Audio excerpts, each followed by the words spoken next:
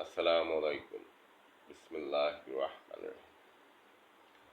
আজ একটি মজার ব্যাপার নিয়ে আলোচনা করব।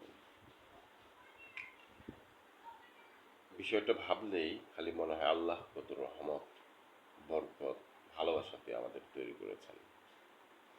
আল্লাহ আমাদের কত মহব্বত করে এমন এক নবীর উম্মত হিসাবে পাঠিয়েছেন যে যে নবীর উম্মত হিসাবে নির্যাতিত হওয়া, নিপীড়িত হওয়া, মজলুম হওয়া সওয়াবের কাজ। আমাদের নবী হযরত মুহাম্মদ সাল্লাল্লাহু আলাইহি ওয়াসাল্লাম উনি নিপীড়িত হয়েছেন, নির্যাতিত হয়েছেন, জুলুমের শিকার হয়েছেন।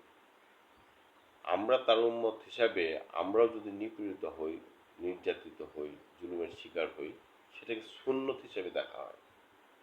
সুবহানাল্লাহ! কি আজব ব্যাপার যে আল্লাহ আমাদেরকে এমন এক নবীর উম্মত হিসেবে পাঠাইছেন যে এখানে মায়ের খাইলেও সওয়াব, আবার অন্যায়ের বিরুদ্ধে মায়ের দিলেও সওয়াব। ধন্যবাদ।